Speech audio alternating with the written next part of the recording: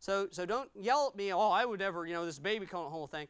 Except some of us in our life have conflicts that are escalated like that. All right? Let's talk about specifically these women, the reasons behind their conflict, and this is where we'll close. Let's look at what happened that caused their conflict. Look in 1 Kings chapter 3, verse number 19. It says, and this woman's child died in the night because she overlaid it.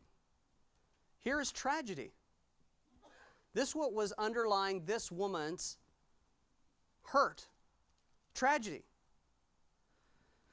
Some of you ladies, and I say this with utmost respect and love and care because I've been with ladies who have lost children.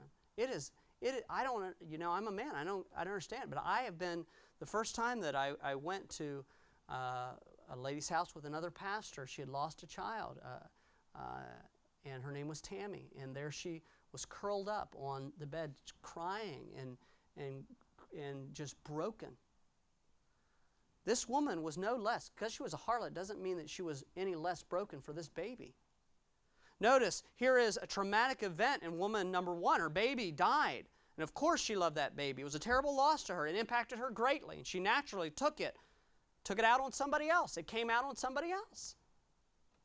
We never know the terrible reasons or tragedies behind why people strike out, why they're rude, and why they're mean. But we should understand a little bit from this story that people do it to somehow make up for the hurt that's in them, the tragedy that's in them. It is enough for us, though, to realize that it is for a tragic reason. And I think if we could take something away tonight, we would understand that what this woman did was horrendous, stealing a baby, whatever, and then and we always make the other lady she is the hero in the whole thing. But we need to understand how broken this first lady was. All right, guilt. The Bible says at the end of verse number 19, she overlaid it. We understand what that means, don't we? Do you realize, hey, some of you do, because you've had things in your past, do you realize the terrible guilt that woman felt immediately when she realized it was certainly an accident? There was certainly no fault here. But you can't tell that to this lady. This lady was full of guilt. She was full of just, what have I done? Oh, I can't believe it. I mean, it was anguish and guilt. She overlaid this baby. Imagine the guilt this lady had as she realized it was her fault that her baby died.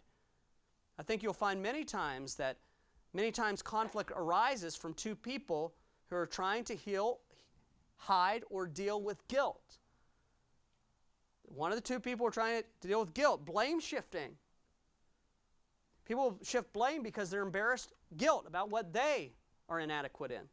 Disrespect, climbing over people. All of these things can be traced back to guilt.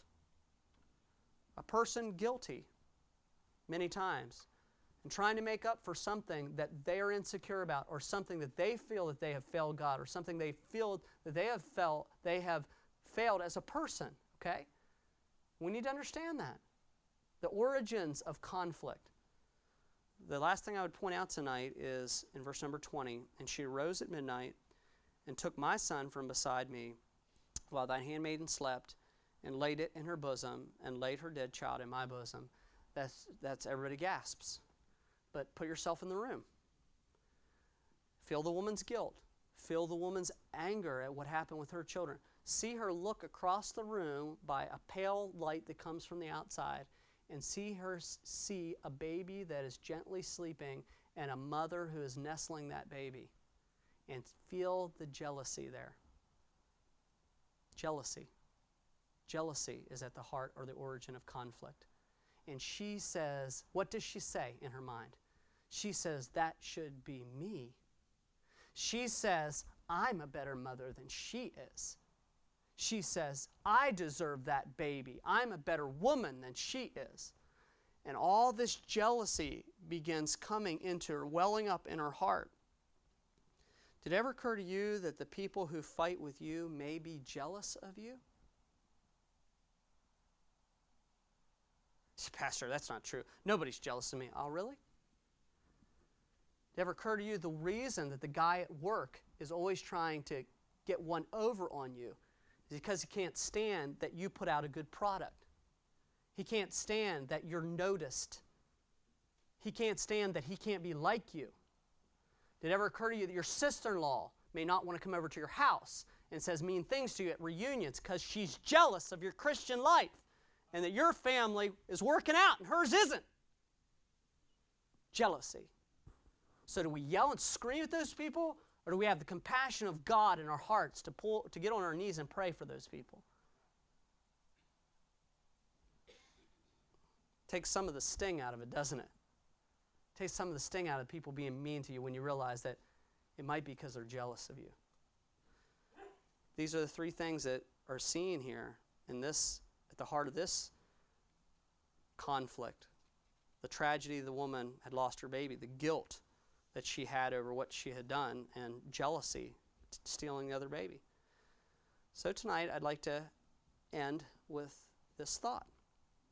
Look at verse 25 and 26. And the king said, divide the living child in two, and give half to the one and half to the other.